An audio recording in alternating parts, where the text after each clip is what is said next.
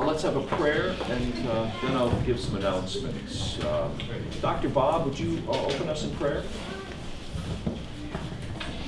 Heavenly Father, we thank you for all that you provide in guidance, direction, comfort. We are particularly glad for our presenter today that we've been able to bring her here in sunshine. Yes. So your word through her bless us and guide us and keep us. In Jesus' name, amen. Amen. A few announcements.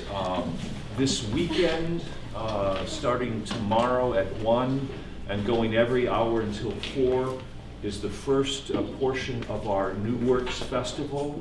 Professor Lethers play at 1, Taylor Klein's play at 2, Chelsea Willis's play at 3, and David Owsley's play at 4. And each play will have, after it is read, some time for Q&A. Now, if you are a video film major, raise your hand, raise your hand. I know that the natural first thought is, I'm also a potentially professional scriptwriter. And I think that that's natural. But even as you're pursuing that to be affirmed, I think in your undergraduate training, Jacob, you're also trying to hear and get better at identifying the potential professional, powerful voices that are both playwrights and screenwriters. My contention of the screenwriters that I have heard so far, Chelsea Willis is one of our best, okay? I think video film people should sit down with her, okay? Hear this script. It's just the beginning of probably a full length, which I think she's very good. What you're doing as video film people is you're getting to know the writing voices, shall we say, who you might even want to collaborate with. This is not to minimize the cultivation of your own voice as a screenwriter, but you're practicing as an undergrad, practicing so that you'll get better and better at it for the rest of your life and the rest of your career, identifying whose voice you want to run with when it's not your own. That's, and in the same way I say video film people should probably be attending most all of the play auditions. Why? Again, we're the video film people. Kayla, you're an actress, but also you want to know better than anyone else who are the actors. And you're practicing writing vehicles for people like Tessa, people like Rachel. You're practicing, that's a huge, huge cultivated skill. So, and then that's Saturday afternoon, 1 o'clock, 2 o'clock, 3 o'clock, 4 o'clock. Then Sunday, we have the privilege of unveiling Dr. Brett Klein's new play, a full length. We had one rehearsal reading of it the other night. And those of you that were there will confirm, where's Josh? Will confirm the comm suite was on fire, wasn't it? Yeah. Just wait till you hear the first act. This is the first draft of what I told Dr. Klein is his best work so far. So that's Sunday night at 7 in the prop shop. And again, let's remember, theater that is not producing new work is dead end theater. If your impulse is always, let's redo that Disney thing, there's something wrong. Occasionally it's fine. But if you are addicted to the promptings of their definition of spectacle, and again, how do we know it's spectacle? This is what your jaw does, and we're addicted to this. Then you got a problem. And philosophers and cultural analysts have been able to say this since the late Victorian era. There's a problem. And it's setting up the confrontation between image and reality. And we're trying to learn how, as students, and all of us are students of popular culture, how to separate the truth from the half-truth, the event from the pseudo-event, the reality from the manufactured image. That's our privilege in Christ. Okay?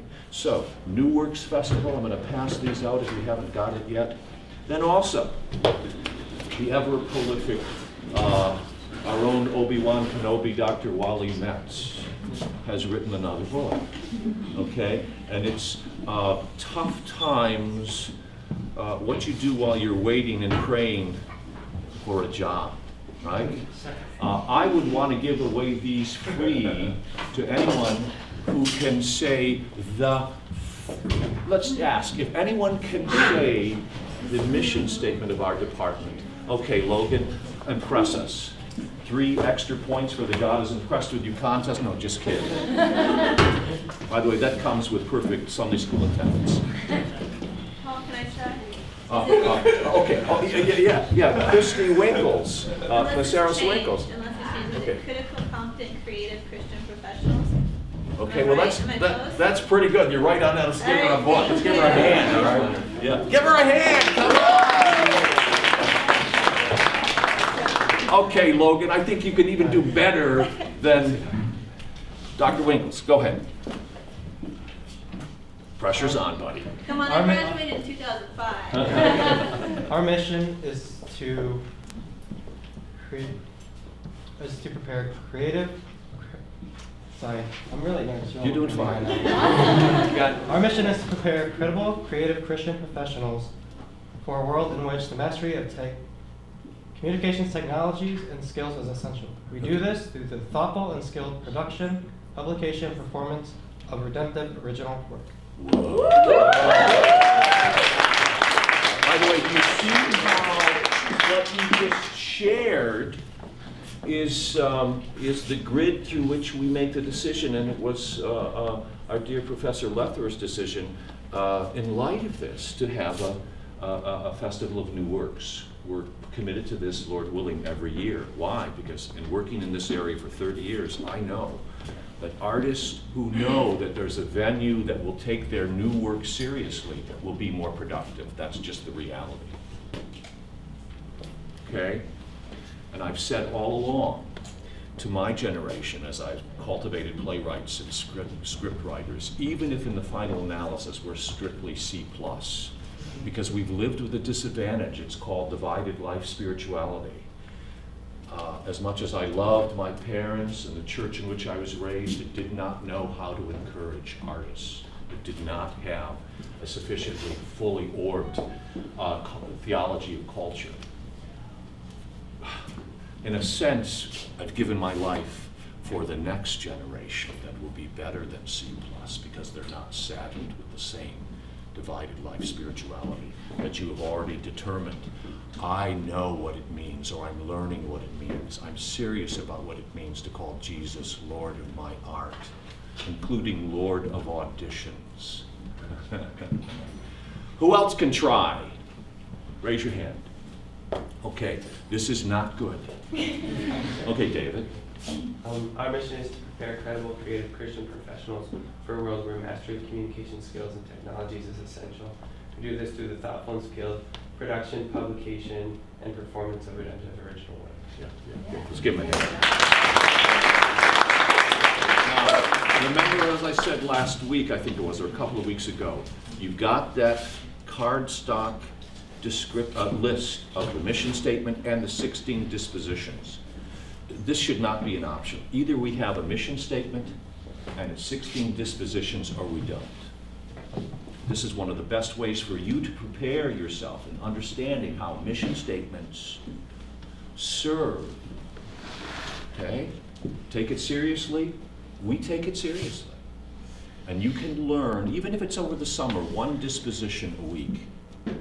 And the only way you're going to make it conversational, in other words, retrieve it immediately as any homework assignment is given, any extracurricular invitation is heard, you understand that through this grid. By the way, I would make one correction, and remember, we're saying communication skills before technologies, but we also say technology, so there's argument back and forth. Don't want to go much farther. We've got a few more. Any birthdays? Raise your hand. Can I, Go ahead. tell you what, he'll give that book to anybody who will write a review on Amazon. That was what I was going to say next. Anyone would be willing to do that? We need some more. I'll read it or part of it and write a review and. Okay. Okay, there you go. Nate, anyone else? Okay. No? Give one to Dr. Bob. Okay, anyone else? Okay, I'll leave. Yes, there you go, Rachel. Rachel, who just had a wonderful recital. Who saw us, Rachel? By the way, underclassmen, you should be going to as many recitals as you can. Why? Because if you're a speech major, a drama major, you're going to have to do a recital. I think also those even though don't have to do a recital should think about it. All right? This is a loving community. Even if you make a mistake, they'll help you pick it up. Okay, I'm going to leave this here. Remember, we practice the presence of God, so guess who's watching if you take it without making a promise? No, I'm just kidding. Zap. Okay, now, I'm going to introduce Dr. Winckles in a moment, but let me introduce also her husband, Andrew Winckles, and they met here, and they're Also wonderful Dr. people. Winckles. Yeah, also Dr. Winckles. Okay, let's give a hand to Andrew. He's a graduate of our English department. Just tell us a little bit about yourself. Yeah, I graduated in 2007, and I received my PhD in 18th century British literature last year from Wayne State, and actually I just accepted an offer to become an assistant professor at Adrian College starting in the fall. These are wonderful people, and I also love their marriage as well. Also to mention that today from, what is it, Lisa? Around 11:30 to 1, we will be somewhere with Dr. Winckles, the other Dr. Winckles, Christy Mesaros-Winckles, in the dining commons, and please stop by. And then also this afternoon we are, the culminating event in many ways today is our dessert reception, and you're all invited, free dessert. And in fact, if you're a comm major, you should be there. It's not that we're taking attendance, but you should be there because we are celebrating, in my view, a thrilling accomplishment. The Religious Communication Association awarded our own Dr. Woods the Scholar of the Year, and he's probably one of the youngest scholars to get that award. If you could see how much he produced in 1 year, I would venture to guess that probably in any small college in Michigan, at least for years, this hasn't happened. As far as I've been around Spring Arbor, it's never happened. Editing and writing a 3-volume series where our Dr. Woods is coordinating more than 50 other scholars throughout the country who all really like this guy. And then not only a 3-volume series on evangelicals and pop culture called Pop Calls the Gospel, but another book where he's edited various case studies on the prophetic sensibility. For those of you that know our book, Prophetically Incorrect. It's kind of a follow-up to that. But I would say that the volumes in 1 year published are that thick. And I think Christy would say, who is also an alumnus of our graduate program, along with Dr. Metz and Terry, who we got a wonderful online master's program. She will say, in terms of getting her ready for doctoral studies, knocked her out redemptively. So, without further ado, somebody that I've known for a while, who was my student, was Dr. Metz's student. Who else had Christy Mesaros when she was here? Technically, I did. Yes, okay, I'm in the technically. MCOM program. Yes, That's yes. right. Yes. And then taught with her. Yeah. So she graduated with her bachelor's from our department, and then did the online Masters of Communication, which Wally birthed and founded. It's his vision. And then went on to Bowling Green to get a PhD. And she won from the same organization, Religious Communication Association, a national organization that gave Robert Wood Scholar of the Year. And for those of you that know Quinn Schultz, who also works in our master's program, he also won that award about 10 years ago, but Quinn was in his 50s, one of the wonderful mass media scholars in the country. Robert won it when he was in his 40s. But Dr. Winckles won Dissertation of the Year from the same organization. And so Spring Arbor won 2 of the top 3 or 4 awards from this national organization. I was at the banquet. Christy was at the banquet. Dr. Woods couldn't be there because he just got the word a few weeks before and he had other plans, right? I, as the awards were being given, was this little crybaby. I mean, it was just overwhelming, partly because I loved Spring Arbor, and we love our colleagues, and we love our students, but this was thrilling. So, without further ado, Dissertation of the Year, a professor at Siena Heights, very close to Adrian, so maybe they'll be able to drive together. Maybe even hold hands as they drive. But Dr. Christy Mesaros-Winckles is here.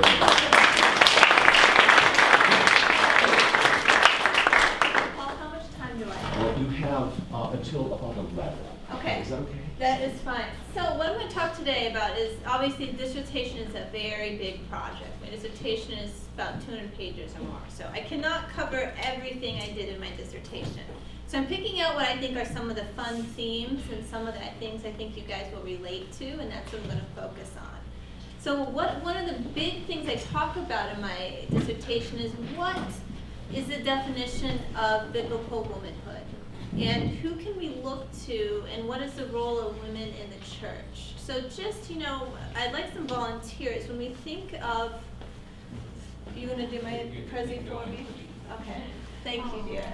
He's a wonderful man. So when we think of the idea of biblical womanhood, what sort of images come to mind in today's culture? What do we see when we think of Christian books, conferences, anything related to resources for women? What sort of images come to mind as what women are represented to be if we're supposed to be following what is set out for us as a woman and as what Christ is supposedly calling us to be?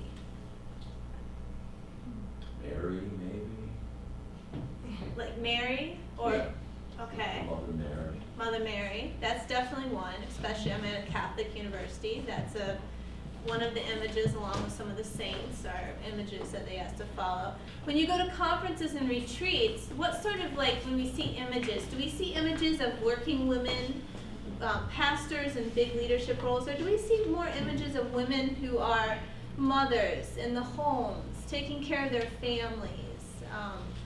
What would you guys see? More professional images of women, trying to help women balance career, family, workplace? Or would you see images of women more in a domestic environment? Raise your hand if you think you see more images in regards to books and materials in today's society for Christian women that are more on just the domestic front. Okay. So how many of you see a lot of resources for women to help prepare them for understanding ministry, like going into full-time ministry, or how to balance their professional life with their obligations to family and to God? If you see that, raise your hands. See, this is what I'm talking about in my dissertation, is there's this imbalance between, we see a lot on the domestic side, but we don't see a lot on the other side. And so what I did was I did a dissertation, because Spring Arbor is Free Methodist, and I come from the Free Methodist tradition, and so I wanted to explore within my own history and my own faith tradition, did we have and do we have strong women leaders that, for me, were inspirational? As I began looking at my own history, I felt some remarkable women who really inspired me and made me realize that these women were really pushing, even in the 19th century, cultural boundaries. They had families, they were married, but they were going out and traveling around the state. One in Michigan, I researched, Claire Weatherald, one in Ohio, Ida Gage. I'll talk more about Ida Gage today. And these women were balancing as much as they could their families, but preaching constantly around the state and doing revival services and leading people to Christ. They were pushing the boundaries on what it meant to be a woman in 19th century culture. And really those boundaries still exist today. And so what I tried to do was giving their history and critiquing the challenges they faced to being able to pursue their ministry as women, but then drawing comparisons to the challenges women still face today to be able to pursue full-time ministry. So I wanted to just start off by showing you guys a couple examples of, these are more when we think of images of biblical womanhood today. We especially see Psalm 31 quoted quite a bit. We'll see pictures like this talking about a woman's worth is above rubies, she's preparing breakfast for a family. And I'm not downplaying the role of serving and helping your family, but Free Methodist denomination is comes from an egalitarian perspective, a biblical egalitarian perspective. Does anybody know what that means? That essentially is the perspective that we believe that men and women can serve equally in ministry and serve equally in the family, and that it is biblically and theologically a sound perspective to believe in. So for instance, my husband and I usually share joint responsibilities. He cooks. I cannot cook to save my life. And he can tell you do not want to eat anything I make. So I do other things, like I'll clean the dishes, do things like that. And so some of the roles that traditionally would be seen in most families as for women, he has taken on those responsibilities instead. And so it's not so much as these jobs are assigned to women as we do the things that are assigned to our gifts. And that's more of what an egalitarian perspective is. And so another thing that you often see associated with this is this idea of, I see this a lot with women's retreats, is this idea of princess culture that has come, I don't know, maybe from, we see a lot with pop culture, Paul mentioned Disney. There's this big theme going on that we all want to be princesses, we all want to be adored. And so we're going to tie that somehow into this idea of scripture. And so I'm seeing more and more women's retreats with this idea that we're going to do a princess theme for women retreats. And so these are the type of things that our messages are coming from. And they're not necessarily this idea that women can come out and they can be empowered, that women can come out and they can do anything that is difficult. They can do a job in ministry that is equal to men going out and preaching, or as the women that I researched in my dissertation, they were going into the frontiers of Ohio and Michigan, into places where there were no churches, where they would have to preach for a month or more at a time in a tent or like above a business and just like an empty storefront, and try to win recruits and try to get people to come to Christ and to build a church. And it was very tough work. And so these are things that normally today we wouldn't think of women doing. We would say, no, that's not something that we would assign to women. And so I'll get into more of where we are now, especially in the Free Methodist Church in regards to women's roles. But these are more of the images we're seeing today. And these images, because I do a lot with rhetoric, and rhetoric analyzes both images and words. And so when we look at these images really aren't portraying women as capable of doing the same sorts of roles in ministry as men. But moving back, these are the sorts of images and the sorts of women that when I was doing research into the 19th and 20th century, that I would see. And I would look at these women and they would inspire me. And I would say, I want to be a woman like this in my faith and in my career. And these women, I'm going through these photos, were amazing. The first photo appears women in the Salvation Army. We often think of Salvation Army thrift stores now, where they have clothes for sale at relatively cheap prices. This is an early example of that, where these women are going, they're sorting clothes, and they're just giving them away to the poor. Salvation Army women, we don't often think of it. It was a really pretty radical movement. These women were going out and they were campaigning on the street corners. They were considered kind of rabble-rousers at the time. Even men were involved in the Salvation Army movement too, but to be a woman in the Salvation Army movement, it was a very non-traditional gender role in the 19th and early 20th century. They were considered more of a kind of a Pentecostal-esque movement. This is in the early 20th century. This is Amy Semple McPherson. She's not, neither is Salvation Army Free Methodist, but they're examples of strong Christian women leaders. Amy Semple McPherson started a mega church in California.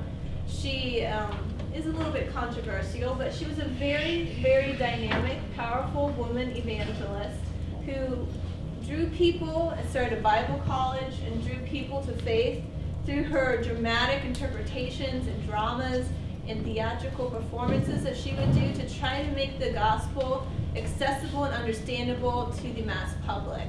And so people loved her for that. She would make the gospel accessible.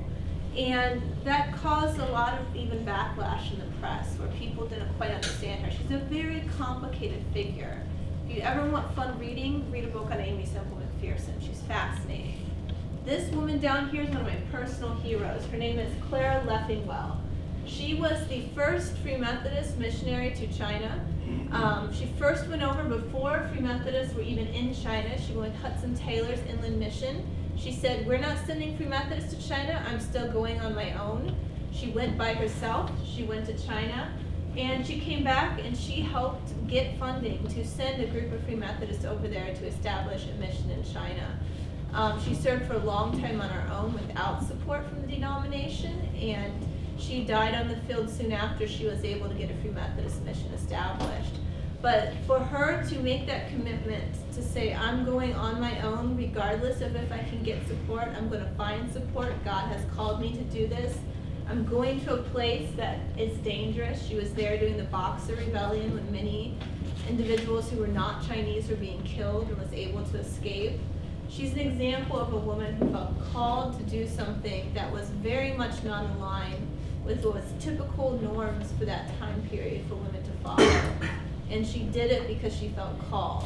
And so this is the type of women that I began researching for my dissertation. I had so many women, I couldn't include them in my dissertation. Clara Leffingwell was one of them. Amazing woman, but I could not fit her in. Her, incidentally, if you want to read about her biography is actually, her autobiography is online for free. So if you are interested, look her up, Clara Leffingwell, on Google, and you can just find her biography and read it. And she has a bunch of cool photos from China about her experience. But going back to what we think about with the early history of Free Methodism, and this is where my dissertation primarily focused on, was Free Methodism formed as a denomination in 1860. It broke off from the Methodist Episcopal Church over issues related to the care of the poor. That was the issue of free pews. If you know anything about Free Methodist history, the poor had to sit in the back. The rich in the Methodist Church had pew rentals. They would pay and they'd be able to sit up front. They'd have a pew with their name on it. And the founders, such as Benjamin Titus Roberts, who's just right out there in the hallway, he and others were upset by that. They wanted the poor to be considered equal. They wanted them to be treated fairly. They broke off with other issues regarding a lot of doctrinal concerns, but there was always a large social justice focus. And from early on in the denomination's history, women were always involved. They were given evangelist license, which did not make them ordained elders, the same as a senior pastor, or granted the status to run a church, but they were granted the license to preach. And so that was a continual bit of conflict in the denomination for about the first 40 years, because they were constantly within the magazine that the denomination had called the Free Methodist, this concern that women were being overlooked, that women had the right and the gift to preach the same as men, and they were having a lot of people respond to their message. Because as communication people, we understand that people who have a gift to speak and a call to preach, no matter their gender, can have really amazing results if that is what they're called to do. It's something that if you are gifted at speaking, people respond. And so even B.T. Roberts' daughter-in-law would be writing into the denominational magazine and responding and saying, you know what, we got to consider this issue here. We have a lot of women who aren't given the opportunity to preach. And this was a piece that she wrote for the magazine called Help It On. And as she notes here in this, she's talking about how, you know, there's a lot of women who are living in a lot of unfavorable quarters. They have a message they want to preach, but there isn't an opportunity being given to them. They cling to the Free Methodist Church because they believe in the denomination's principles. But as she's kind of saying here, I don't know how long they're going to do that if they're not given the ability to preach. Every Sunday, they're listening. They might make an attempt to preach, stand up and maybe witness, express a testimony, but they are being preached to by someone who might not be especially gifted at preaching and is only given that opportunity because of the man's gender. So they attend camp meetings, and at camp meetings anybody could really speak. So that was a time of equality where everyone was allowed to speak, but on a Sunday they were having to go back and only listen to a man preach.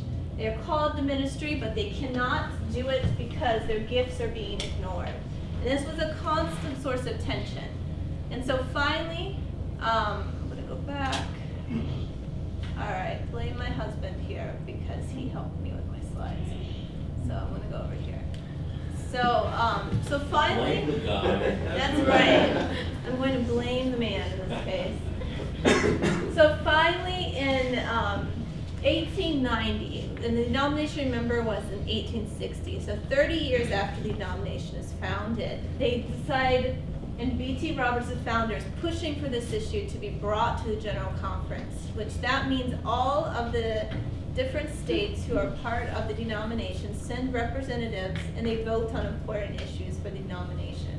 And on the table is the idea of should women be ordained and given equal rights to preach as men.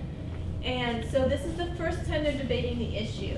And just a conference before this, women were finally allowed to be representatives at General Conference.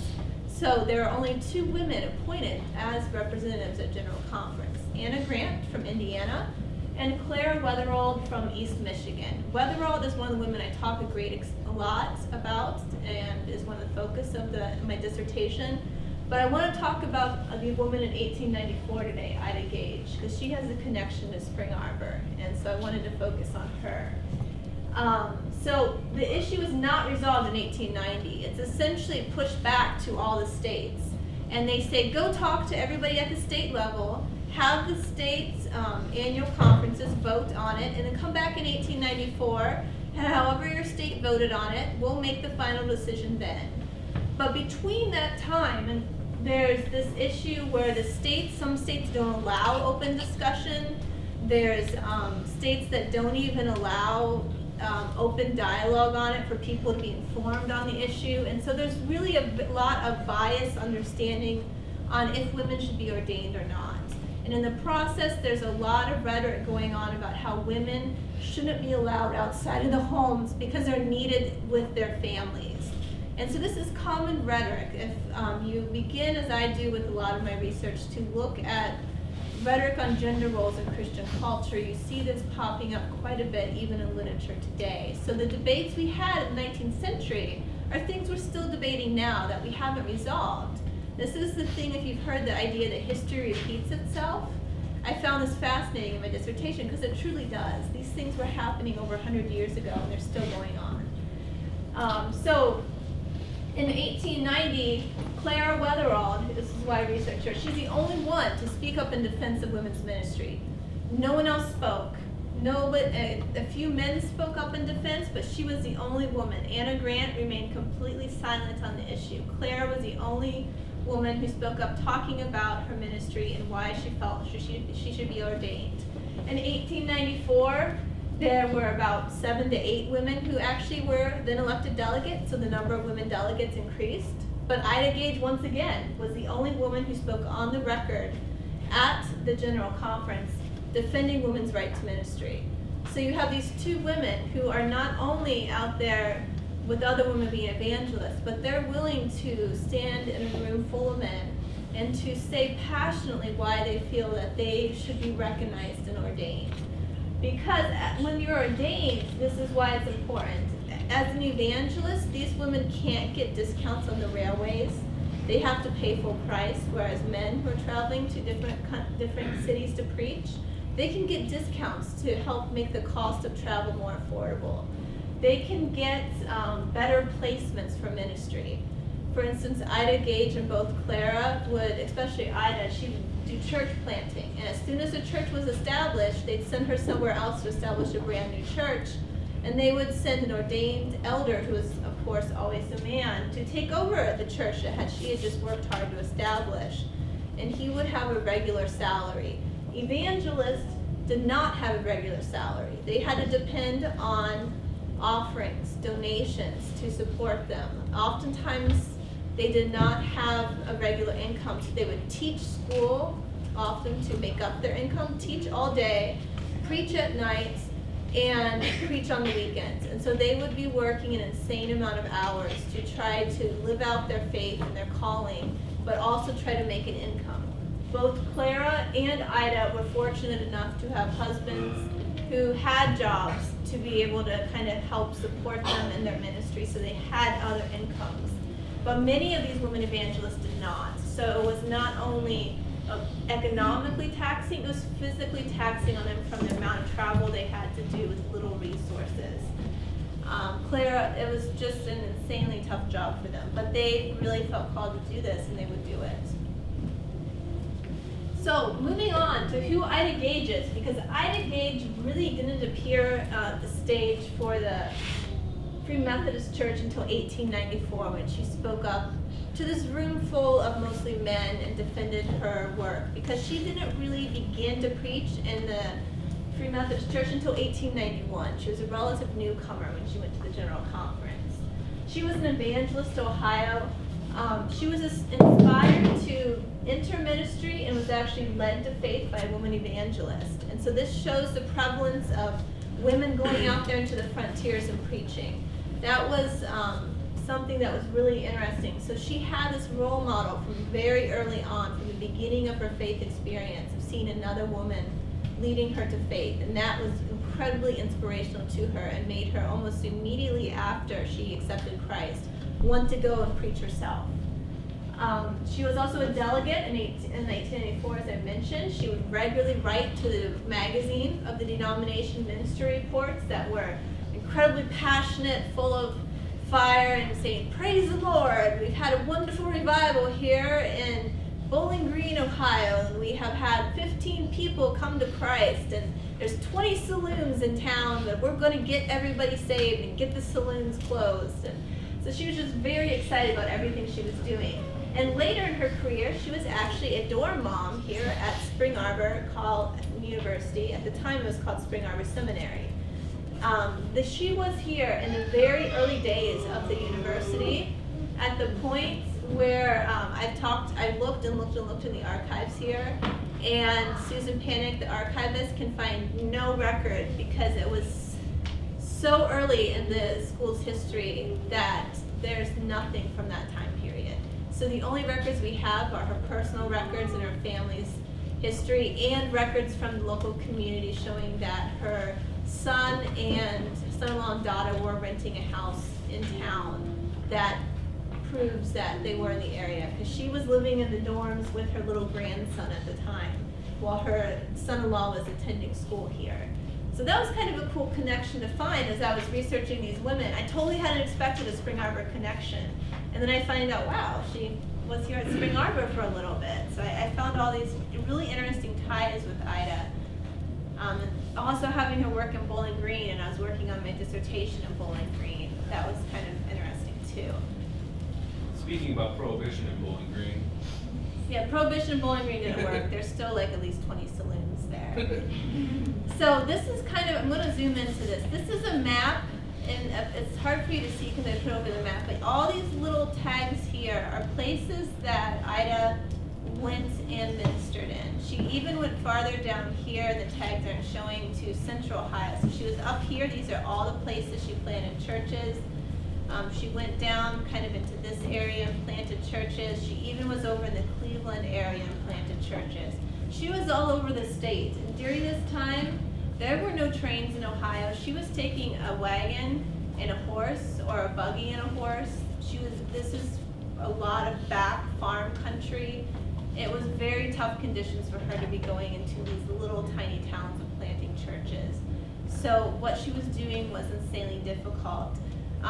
Interestingly enough, after ordination did not pass in 1894 for women, her ministry exploded. She became an incredibly popular evangelist in Ohio and beyond, and she had church revivals that she would lead and was in streets sent all over the state by the elder for the Ohio Conference because everybody wanted to hear Ida Gage preach. So moving on, and once again, I was working on it this morning, so I have some issues. But I wanted to give just a little taste of who she was. So when she was at the 1894 General Conference, she had a man, and this man was also at the 1890 conference, and he was really opposed to women in ministry. And he talked about the fact in 1894, when Ida was there, that women shouldn't be ordained because essentially they're not equal to men. And his argument was, that his contention is God designed man to be a leader and ruler. Just as the word says, women shall be a helpmeet unto him. We have a president of the United States and a vice president, and no one would contend the vice president was equal in authority to the president. He is simply a helper in official matters. So anybody who understands U.S. government knows, yes, while the president is in office, he's second in command. But he also has at a moment's notice if something happens to the president, the exact same powers because he will take over. And so this idea that he's always second is not a really great argument. It's a logical fallacy. And so Ida catches him on that because he's implying that the vice president never is equal. And so she addresses him, and this is a perfect example of her very colorful style because Ida doesn't try. She's a former school teacher. She's a little bit logical. She addresses his point at the beginning, as you could see a school teacher addressing and correcting his assumptions on U.S. government and kind of the history of the U.S. But then she goes in and she always talks from personal experience, and that's what she does with her response. And she says, referring to my brother from Susquehanna Conference, which was Owen, who we just heard, he said, with regard to the president and the vice president of the United States, if I have a proper understanding, the vice president has the authority to perform all the duties of the president in his absence. I come to you as a vice president, and I wish that this question could be settled. And as she's saying here, I am a vice president right now. I'm not equal to you as ordained elder, Owen, but I would like to be able to say that I'm equal to you. I am not enthusiastic on this subject. I'm in sympathy with the brother who is in the canoe with his sisters because of course their situation seems to be as perilous at times. My brother who spake on my left faithfully referred to a certain illustration which to my mind was out of place, and yet looking at it in light with that when our sisters leave their children with the neighbors to go berrying or help their husbands dig potatoes, no one criticizes it at all. So once again, what's the matter? She's saying with leaving, the children with the husband, domestic duties switching back over to a different gender. There's reverse gender roles sometimes. There's no problems with this. So what's the problem with letting women preach? There's, she's saying there's no set gender guidelines. Things can switch back and forth. But she says when they go out to rescue the lost and unsaved, there's a great deal of comment made. I feel very much, as she says, like the colored man. He thanked God for the experience. And what she's saying here is she's making the allusion to the fact that once again in this time period in American history, African Americans are also not treated as equals. And so she's putting herself in the camp with the African Americans who also are searching for equality. My brother says this is not a testimony meeting, but I just want to say a few words. I have experience on this lines, because they tried to shut down the debate by saying no personal testimonies. We will not have personal testimonies in these debates. And she blatantly ignored that and said, I'm going to address your points, but I feel I need to have a testimony and I need to share why I'm called to ministry. And she did that. And so that was a very strong and brave thing for her to do, to blatantly ignore the rules, because they really could have called to order and shut her down, but no one did. They let her talk. And it really shows, in my mind, how incredibly passionate she is. So the debates didn't end. 1894, they shut down for quite a while. It did not happen until 1974 that women were ordained in the Free Methodist Church. So that was quite a long time period. And the issues still are things that are being talked about within the denomination. And so I want to leave today talking to you guys for the last few minutes about where we stand now. Because we still, not just in the Free Methodist Church, but in many churches, especially Protestants, not mainline, which would be Methodist, Episcopal, Presbyterian, they're not struggling with this. But any of us who are more, we call evangelical, are struggling with this issue. So 1995, the Free Methodist Conference, I'm not going to read this, admits to the fact that outside cultural forces are perhaps causing women not to want to pursue ordination. They suggest that we need to begin to research this topic and to understand why women are not interested in using their communication skills, their gifts, their talents, why, if they feel at all called to serve God, they're not pursuing full-time ministry. And so they commissioned a study in 1997 to see why women aren't going after jobs as senior pastors. So I have, if any of you are interested, I know the scholar who's continuing this line of data. In 1997, the study found that only 16% of women in the Free Methodist Church who were ordained, only 16% of those ordained women were serving as full-time pastors. And they were, that number in 2011 only increased by 1%. That's an extremely low number. That was concerning. So they replicated the study in 2011, and that was over 10 years later, and it hadn't changed much at all, as you can see. In the Free Methodist denomination, the bishops are the leading figures for the denomination. We've never had a female bishop. And when I wrote my dissertation, we had one female superintendent, which oversees at least a state or potentially several states at a leadership capacity. We now have no female superintendents. So this is an issue. When we look at leadership in the local church, think through how many women do you see in the pulpit on a Sunday morning regularly preaching? How many women do you see in senior leadership roles that are visible leaders for women who might be interested in pursuing ministry? How many men are out there supportive of women who want to pursue this calling? We have a lot of women who are what we call assistant pastors who are serving in a lot of roles, which is great, but not a lot in senior leadership roles. From personal experience, I preach at my church about once a year. It's a Free Methodist church. I have men who will walk out when I'm starting to preach. They will not stay and hear me preach a sermon because I'm a woman. This is 2014. It still happens. So the issues that Ida Gage was dealing with back in 1894 are still very much present. These are issues, as I researched in my dissertation, that still connect to the issues we face today. So this is, what I wanted to bring in and talk about, just to get people to begin to think through that the importance of looking back at history to understand the current issues that we're dealing with in the present. Okay, we have a time for a couple of questions and then have a couple more announcements. Any questions for Dr. Winckles? Let's give her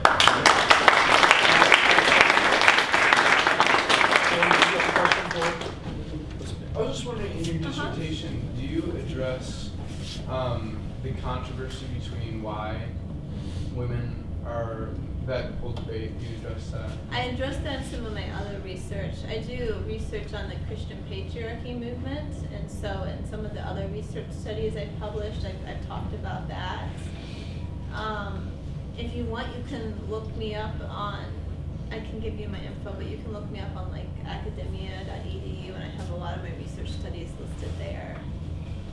But this one, I didn't address it as much in my dissertation, but I have in other things I've done. I would say to the women and men that are here that are interested in graduate studies, certainly Christy is one that you should be in contact with, email at least, to get her as as a mentor, as somebody to counsel. She's very prolific, redemptively driven. Also, I love their marriage example, witness to the love of Christ within their marriage. By the way, let's also welcome Natalie and Eric Magnuson.